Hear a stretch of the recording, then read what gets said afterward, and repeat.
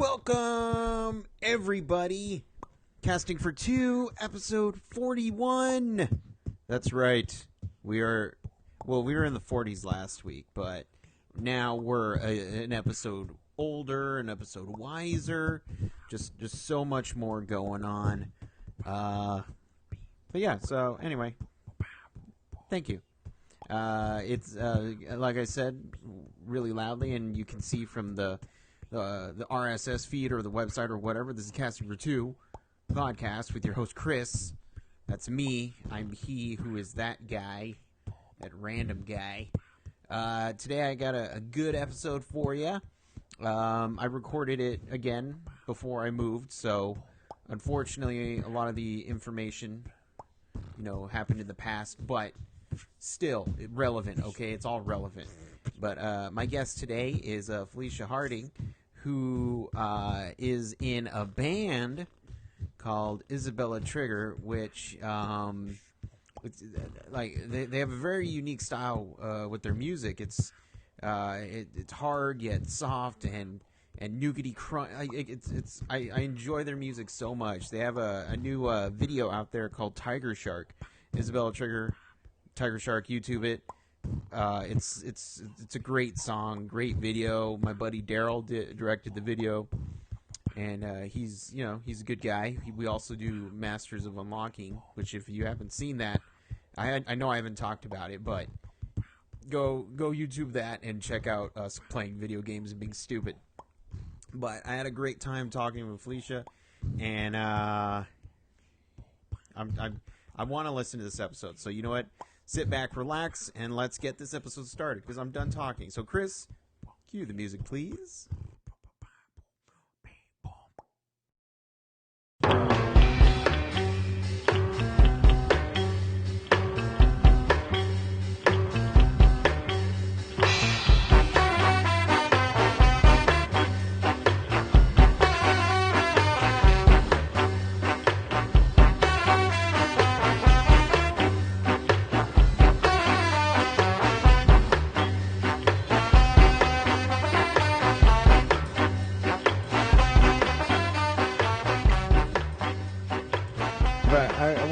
Thank you for joining me today. I was talking to Daryl, and he mentioned how he was doing a music video for you guys. Yes. And I said I'd like to have him on because I enjoy your music. Well, thank you very much. Definitely really enjoyed working with Daryl. He's amazing. I wouldn't take it that far. No, Daryl's a good guy. Okay, let's just leave it at that. Definitely a great guy. And we're releasing a new music video of his tomorrow. Okay, so there you go. So everyone go watch that. Yeah. Because it would already be out, but still. Yes. But I just wanted to find out more about how you got into music. Was it something you were surrounded by when you were little? Well, yeah, actually, my dad is an old rock and roller, and he used to have a cover band called Smokin' Pockets. Mm. So he was like really right into it with the 70s, and he went to Africa. And so when I grew up, there was always tons of records in my house, lots of music being played, and my dad would always be playing guitar and piano, encouraging everybody at house parties just to jam along and sing together. Mm-hmm. Yeah, mm-hmm. And then that kind of just led to me being really nurtured. My mom got me piano lessons, and actually my mom's parents were both opera singers. So, I definitely think there's a lot of music in my family. Okay. I'm always jealous of people that learn to play the piano first, just because it's a perfect segue into any instrument. It is really good, and it complements a vocal technique really well. So I actually teach voice lessons now, and I use the piano skills that I learned quite a bit. But yeah. I didn't actually take any voice training or anything like that until quite a bit later in life. Okay. And what was so you get started with music? What was the first band, or what was your first gig like where you said maybe I should try this?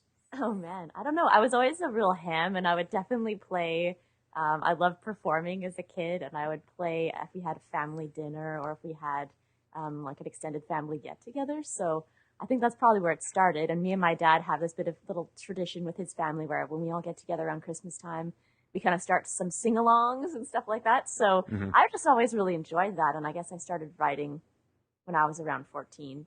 And yeah, it just kind of snowballed from there. But I can't even remember my first gig, honestly, because it kind of just slowly, like little non gigs slowly turned into like slightly bigger non gigs that eventually turned into gigs. Right. Because growing up, I would always want to do Battle of the Bands. Oh yeah. And just play in front of people. That just seemed like such a fun idea. So what I would do is I would get my friends, and we would, like, at the time we would say we're starting a band, but really it would just be for that gig, and that would be it. So I would just have one gig bands, and then we would retire, I always found that fun. Absolutely, yeah. I mean, like, it's good to have goals, right? Yeah. Illustrious career. Yeah, well, short-term goals. Yeah, I don't know. That's right. You got to start somewhere. I was also thinking about this day because I was listening to something, and they were talking about how everyone secretly wants to be a rock star. Which I could totally see that. I would rather be like the one random guy in U2 who doesn't have the cool name.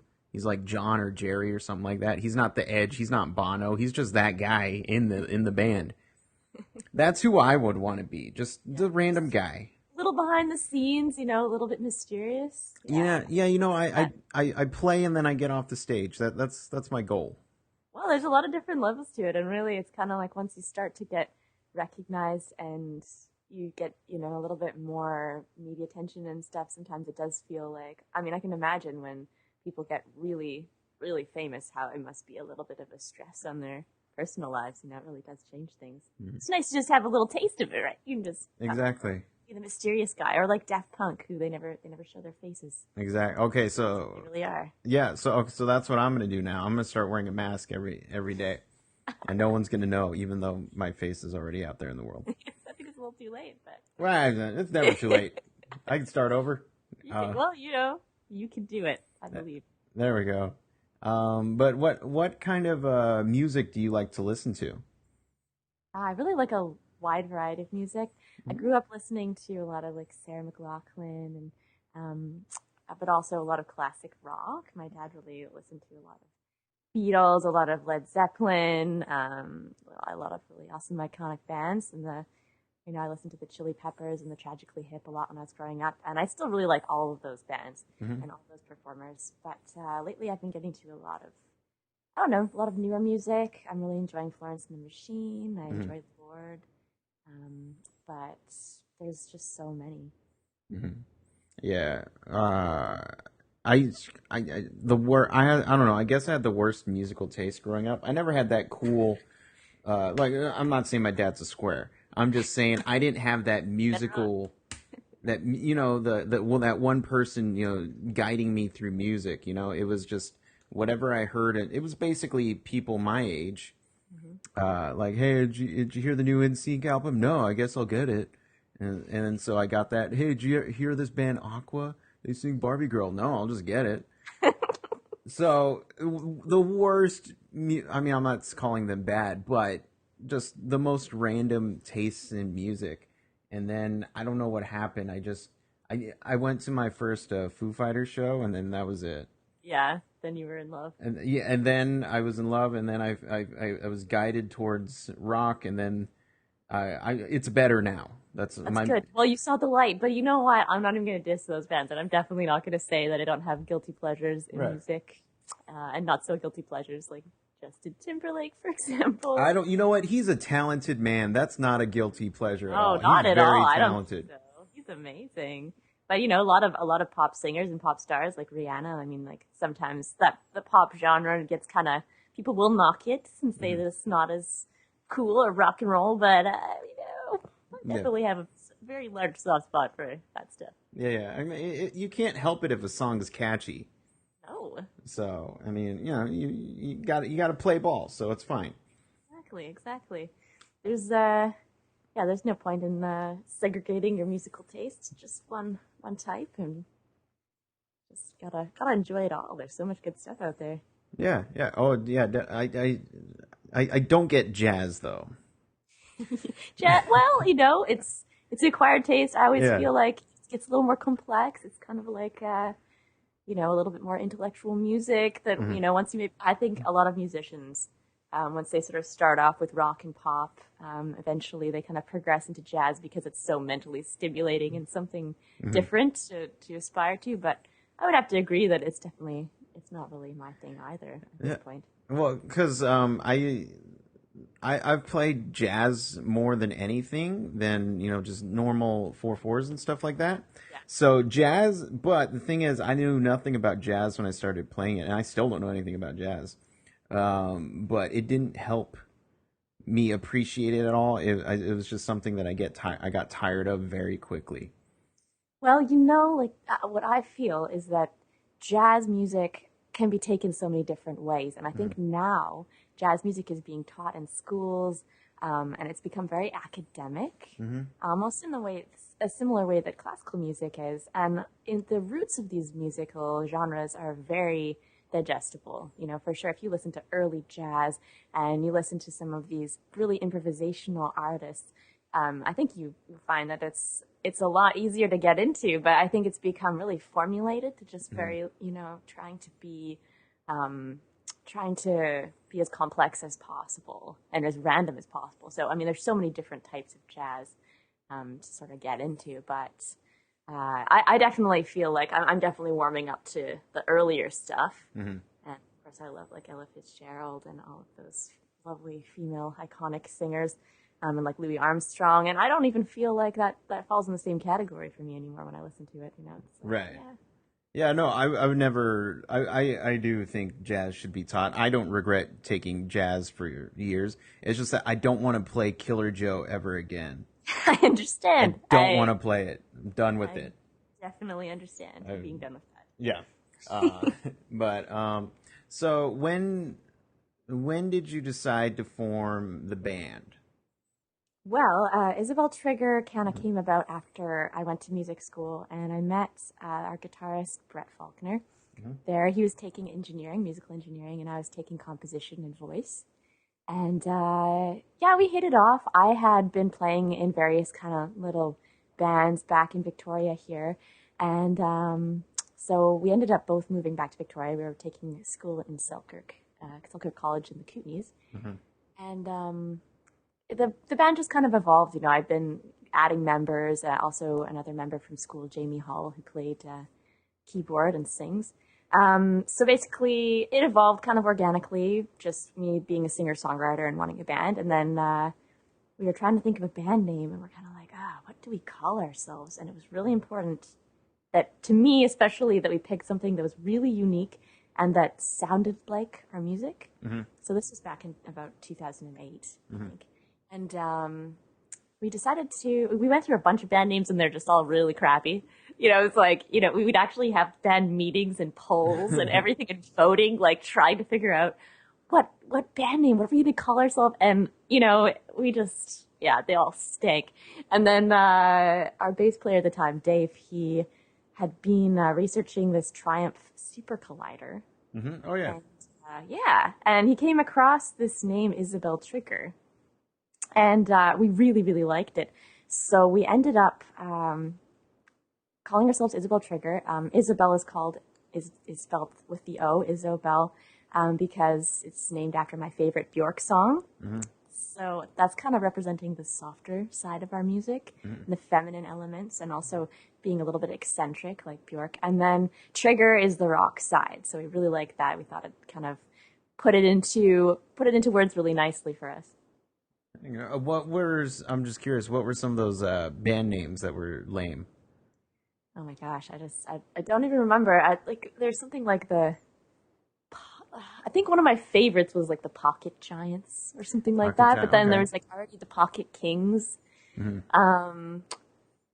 I just remembered that pretty much everything we came up with, it just felt so generic. And then you would Google it, and then there was like 50 other bands that either had that name or something really close to it. And so it's always like, damn, we were going to pick this one. This was the one, but damn, everybody already picked it. Yeah.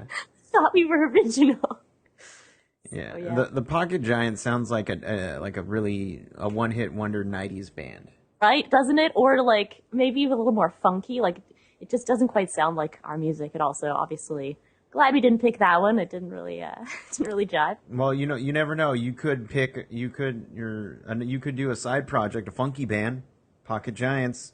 There you go. There's always time. Exactly. I love that funk.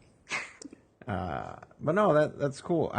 So many. I don't know. Like I said, I've been in so many bands that are all horrible, and the thing with our bands is that if you knew how to play your instrument, you weren't allowed in. Oh, I see. You had to be playing for at least maybe a couple weeks, and so we never had, I include myself in that, even though I was the ringleader, had been playing the longest out of all the band members. So very experimental. Yeah, that, and just hey, you feel like jamming? Yeah. So very casual. Yeah. This is a good way to be as any. Yeah, exactly. Lots of great bands started out that way. Yeah, for sure. And it's just my buddy. I'd be like, hey, let's play like a Weezer type song. Okay. Sweet. So that's I love Weezer. I like Weezer too. I saw them live. Great. I love them. Totally. So you get the band, the band together. Do you have any good gigs or bad gigs that you can remember? Well, I do remember in the beginning it was kind of hard to figure out what venues were good for us and kind of what we wanted. So there's a lot of experimenting. Early on, before we released our first album, Island, in 2009, or right around the same time, we got involved with this competition. It was like a battle of the bands. It was run by Supernova, this company. And it was based out of Vancouver, and we put so much energy into it, and we got everybody to vote for us, and we did so much commuting and spent a lot of money to try to win, just, because we had to sell tickets, and sometimes we wouldn't sell enough tickets so we'd actually even buy tickets, because it was all based on how many tickets you sold and to get into the next round and how many votes you had. Right. So this is kind of a common thing in the music industry, and I think a lot of bands get taken by this early on. So I guess this is my cautionary tale, because we really got taken by this company. It was really sad. They were offering a cross-Canada tour in the beginning, and then it kind of just got smaller and smaller. And the agent that I was talking to on the phone, he just kept being really vague, but we're like, whatever, it's a tour. Like, obviously, we're going to win a tour. The thing was called Band on the Run, so there's like a big picture of a tour van on the front of the poster. So we were kind of like imagining we'd get this tour van and, get to tour across Canada and all the gas and everything paid for. And it sounded like a pretty big prize. But in the end of the day, we won. And we ended up winning for Western Canada. So they'd split it into two parts at that point.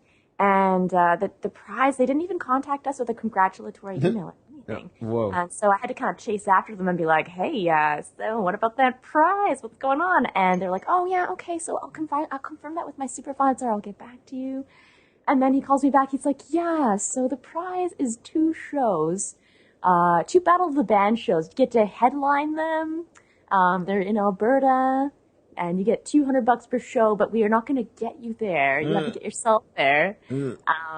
And these shows were awful. Let me tell you, there was 10 plus bands on the bill, and each band would play 3 songs, and their fans would come just for them and then leave. And then by the end of it, nobody was there. And we were like, there is no way we're doing that. So we were really bummed. It actually really damaged the band morale a lot. Yeah. So we kind of vowed we would never do anything like that again unless it was definitely a legitimate company. So beginning bands, beware. Always check out the backstory behind these companies, and don't do the Battle of the Bands if it's looking like you're going to have to sacrifice a lot and not get much from it. There you go. No, that's horrible. It's a pretty common story, though. I mean, a lot of people have and it's just kind of dashes your dreams, early on. But, we did get over that. We got through it. And, we did also go through a few different band members to sort of find the right cocktail. And at this point, we've got a really great team, and I think we're really, really tough for all of those kinds of experiences. And now we're just feeling so good about things. There you go. So you guys, in the end, you bounced back. That's right. Well, there's going to be lots of challenges like that when you have a band. So there you go. It's important to have a thick skin. Yeah. And just write about it. Just gather up all that angst and turn it into an awesome hit single. There you go. Well, speaking of writing songs, where do you get some of the, I guess, the inspiration to come out with your song? Like, is it mainly like life experience, or I don't know? Do you dream about stuff? Oh, all of the above. I would say that it's really different from song to song. We've really been experimenting with our writing process lately. So up until this time last year, we've been doing a lot of writing where I will kind of write the lyrics and the chord structure, and then I bring it to the band, and then they add a bunch of elements and help arrange it. So the song can really transform when I bring it to the band. But now we've kind of been writing as a collective a bunch as well. So we'll just jam. Somebody will bring an idea to band practice, and then we all experiment and record it, and then we can build something from that. So as far as where I get my inspiration from, it really varies. Sometimes it's personal stuff. Sometimes it's dreams. Actually, we had this Kickstarter campaign not that long ago, and sometimes my songs are really inspired by other people. So in this case, we were commissioning songs, or asking people to commission songs from us as part of our Kickstarter campaign to fund our EP. So people were paying $100, and we offered to write a song for them and record it and dedicate it to them. So now we've been writing these song commissions, and it's been so fun. Okay. And do you have are you guys working on another album right now, or? Yeah, we're definitely always working on new material. We're just about to release this new EP that we got funded through Kickstarter, so that's pretty exciting. That's coming out on July 26th. And we're going to call it Nocturnal, and it's got 5 singles of ours. So 2 of them have been released. That's Tiger Shark and Dust and Bones, but the rest are on their way. And then, we're just continuing to write along that same vein of that EP, and we've got lots of ideas so far and lots of songs we want to try out. Okay. And did you have anything you wanted to chat about? Anything to promote? Like, for the people at home who would like to stalk you online, where can they do that? You can definitely check us out at isabeltrigger.com or Facebook/Isobel Trigger. For those of you who are in Victoria or around Vancouver Island area, you can check us out at Tall Tree, which is at the end of June. That's going to be a really fun festival that we're playing. It's 3 days, and you camp, and it's just really organic and so much fun. We're also playing Rock the Royal, which is on May 24th, and that's going to be really fun in Victoria here. It's celebrating the 100-year anniversary of the Royal and McPherson Theatres, and that's going to be a really interesting experience because I think there's about 10 bands on that bill, and we're all doing 3 songs, 2 originals, and then 1 cover, and it has to be a cover of a past successful Victoria artist. So it's a fun little sampler. Oh, okay. Do you have an idea on the cover you're going to do? Yes, I do, but it's a secret. Okay, yeah, that's okay. I'm just wondering. Yes, we've been experimenting. I'm not a fan of spoilers, so as long as it's out there, as long as you know. It's true. Also, if you guys want to check out our new music video for our newest single, Tiger Shark, we just released that. So that's on YouTube. You can check out that video, and also the video for Dust and Bones, which are both done by your buddy Daryl LaCroix, and he's just done such an awesome job. He's done so much CGI and fun things to make those videos really unique and exciting to watch. There we go. I wouldn't say he's my buddy. He's just this guy who talks to me a lot. He's like my little brother, basically. That's what I would say. I'm just kidding. I like Daryl. You gotta start somewhere. Yeah, exactly.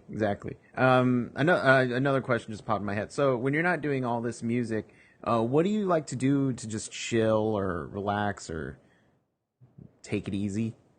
I definitely love yoga. Okay. Big fan of that. Also, there's tons of stuff. I definitely love going for hikes, lots of outdoorsy stuff, getting some oxygen. I definitely do play a lot of music. That's pretty much my major ambition. But I also I also really like just playing some video games, watching movies, just typical fun, chill stuff. So are you going to be, has Daryl kind of roped you into MOU? Not yet, no. Okay. No, I'm more into like the classic video games or the kind of ones that you can get in and out of. Well, that's the ones he's been playing a lot of. Oh, really? Yeah, we the other day we played the old Batman Forever on the Genesis. Awesome. So, and I'm the one who's like, "Hey, Daryl, can we play something like in 3D?" Like, no, we need to go NES. That's pretty awesome. And I was like, "Well, okay, fine." I've also been having a lot of fun playing board games lately. Okay. There's this really great local business. It's a board game cafe, and it's on Yates Street, and it's called Interactivity. So I like to give them a little plug because they're super cool. I just went in there the other day, and you pay $5 and you have all day unlimited access to all of the games in the entire place. So they've got everything. They've got so many fun games, everything from like Cards Against Humanity to Scrabble to all kinds of brand new games, and the guys who work there will sort of teach you how to play them. So it's pretty fun. It's a pretty fun way to spend a rainy Sunday. Okay, awesome. I'll have to check that out next time I'm in Vic. Good. But did you have anything else you wanted to chat about? I think we've covered a lot of ground. I feel pretty good about it. There we go. Yeah. I'm in the process of moving, so literally when we hang up, I'm gonna pack everything away in record time. Wow, that's exciting. I'm also going to be moving pretty soon, so I feel ya. Where are you moving? Well, we haven't found a place yet, but we're kind of looking at a couple places. We're looking to make a little musical house. We're so excited about this because, me and my drummer Ariel, she's amazing, and we totally get along so well. So we're looking to find a place where we can actually do more writing on a daily basis and also do more band work together, because we get together and go online and check out our Twitter and kind of manage everything. And we've been looking at a few funky old places, and also we both teach, so we're looking to kind of both teach out of this epic little music school. Mm-hmm. So there's a few contenders, we'll see. Okay. But we're really excited to release Tiger Shark and basically just to continue pioneering some new sounds and stuff. Right on. No, a music house would be awesome. Are you kidding me? You could have, if somehow you could get the electric piano from Big. Yeah, right. In that house, just like as a walkway. That'd be so awesome. That'd be so cool. Oh man, or like the front steps. You just, every time you walk up a step, you hear a note. Yeah, exactly. And I'm sure it wouldn't get old at all. No, definitely not. Actually, I'm pretty sure it really wouldn't. I always enjoy that, except for the fact that it would always announce your arrival. Exactly. I think such a wonderful musical way that I don't know. It also would perfectly set up the tone for the house. You just say, "I'm having a bad day," blah blah blah. You're walking, and then you hear music. Oh, I'm happy now. That would be awesome. You just, you memorize which steps sound the best together, and then you play your little song. Do a little dance up the steps every day. If you're in a good mood, exactly. If you're in a bad mood, you just stomp up them really dissonantly. Oh no, we know what mood he's in. Stay away from him. Stay away. That's right. Oh, that's cool. But I'd like to thank you for stopping by. Well, thank you for having me on your lovely podcast, Chris. Oh, thank you. And whenever you want to come back on, just let me know, and we'll promote or live stream a concert. I don't know. Sounds awesome. We'll play instruments together through digitally. That would be amazing. We should definitely do that. have a little garage band Weezer jam. Oh, okay. Let's do it. I can beatbox poorly. Oh, well, that's all you need. Exactly. We're good. There we go. But you have yourself a good day, okay? So you have a good move. All right. Thank you. Bye-bye.